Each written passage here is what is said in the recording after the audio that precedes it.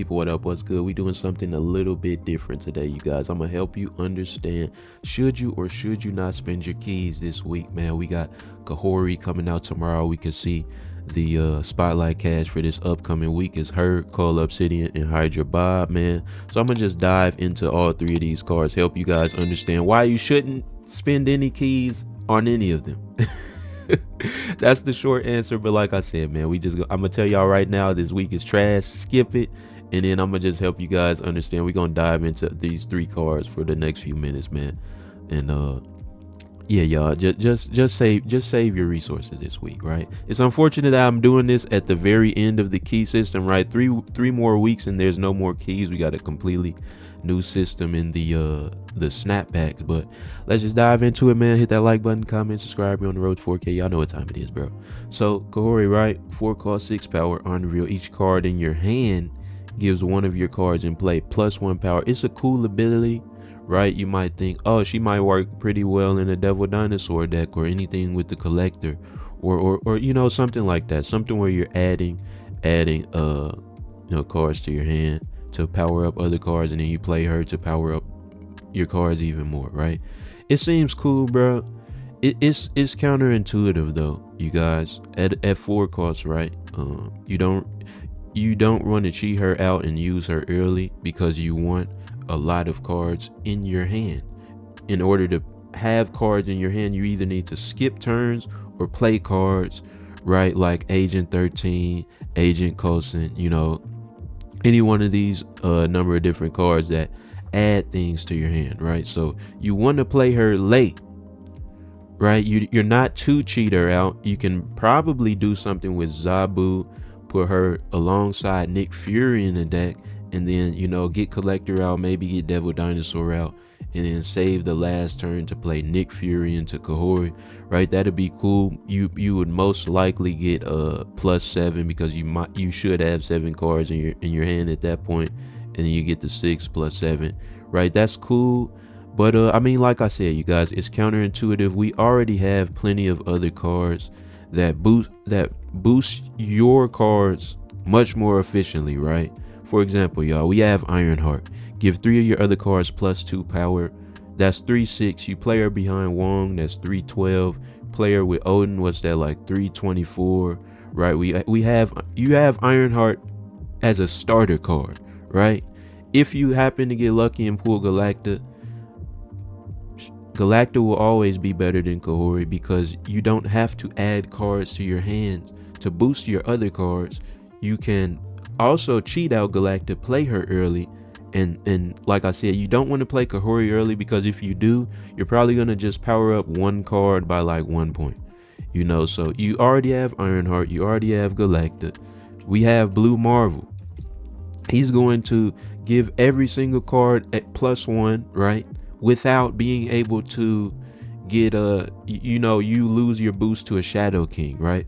On top of that, Blue Marvel, he fits in a lot more different decks than Devil Dinosaur, than something with the Collector in it, right? You can play him with Patriot and Ultron. You can play him on a Marvel Boy deck. Pretty much any one of those decks where you're filling up all the lanes. On top of that, it's going to be a lot easier to synergize Blue Marvel with a card like Gilgamesh, right? Gilgamesh and any card that boosts your other cards works with Gilgamesh, right? But the problem is you need to set up Kahhori to boost your other cards, so you want to play her late. Whereas Blue Marvel, you can play him the next turn. You can play a 1 cost, boost that, play Gilgamesh, right? You have to play Kahhori at the end of the game.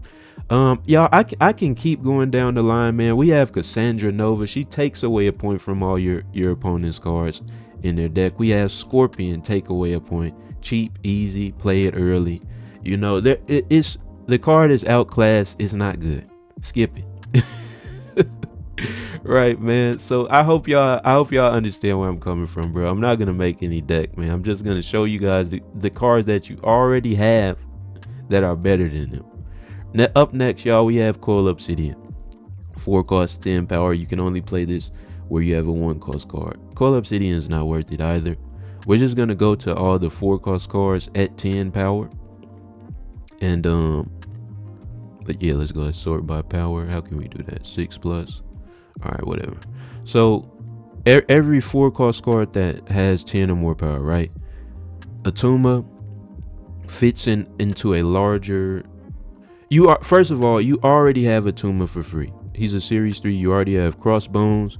You already have, whereas Typhoid Mary, you already have Typhoid Mary, right? So you already have those 4 cost 10 powers. So let's talk about these.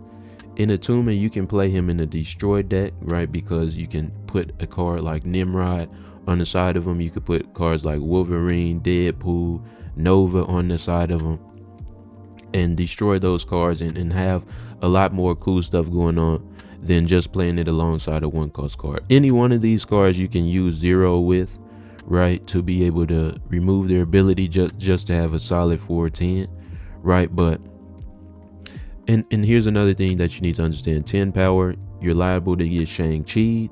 Even if your Atuma gets destroyed, you're probably running it on a destroy deck. If not, something with zero, maybe Shuri Sauron, something like that.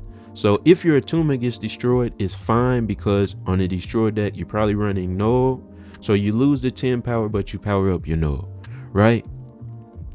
Like I said, you already have Crossbones. Sure, you can only play it at a winning location, but you don't have to play it where there's only a 1 cost card in the lane, right? So if you put a Goblin down, you can play your Crossbones in that lane. If you put a Goblin down, you can't play your Cold Obsidian.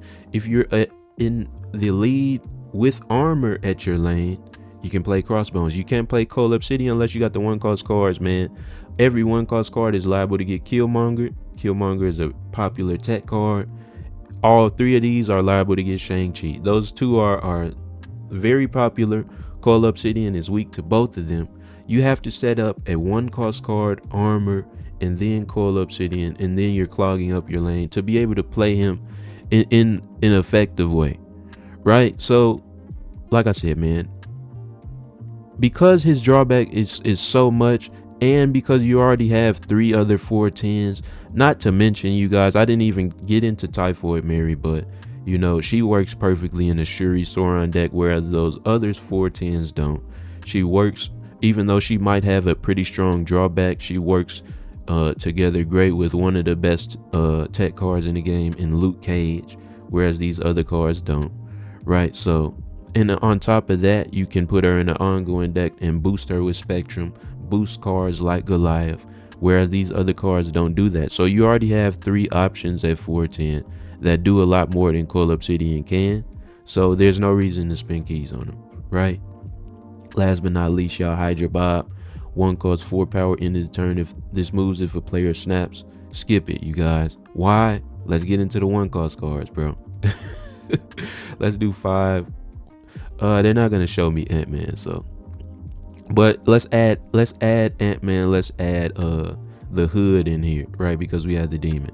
So these are all the strongest 1 cost cards, basically. 1 cost 4 power. The drawback is it moves if your opponent snaps, right? Now, let's say you're using Ant-Man, which is a starter card, for example, as opposed to Hydra Bob. When you fill up the lane, Ant-Man is stronger than Hydra Bob, and if it gets Enchantress, if it gets rogued, you're going to lose 4 points no matter what. This card, if they snap, you're going to lose 4 points. You already have Ant-Man, like I said, who can get much stronger than 5 due to cards like Onslaught, who also works well with cards like, obviously all of these work well with a Marvel Boy Khazar, type of deck, but Ant-Man is stronger in that, right? If you're clogging up the lanes, you can either go for that. If you're worried about getting Enchantress, use Martyr instead. Martyr is always stronger than Hydra Bob. And if you don't want Hydra Bob to move, like I said, you probably want to clog the lanes up. If you don't want her to move, you're going to clog the lanes up, right? 4 is greater than 5. My bad, I said that wrong. 5 is always greater than 4, right? And then we also have Titania and Ebony Maw, the Hood as well. The Hood fits in a number of different decks, man. Obviously, you can send him over with Viper and Annihilus to be worth even more than 1/6 or 1/3, because the Hood plus the Demon is only 1/3. So you can really get like 9 points out of the Hood Ebony Maw, man. Very easy to circumvent his ability, right? You can play Jeff into the lane. You can move cards into his lane. You can play him with War Machine. You can play him with Shuri Sauron, and he's stronger than Hydra Bob, and you already have him, right? On top of that, Titania, she's already stronger than Hydra Bob. Works well in clogged junk decks, right? And so, it's already outclassed. All three of these cards are already outclassed by cards that you already have, you guys. That's the number one thing I want you all to take away from this. Do not spend your keys. Save your keys.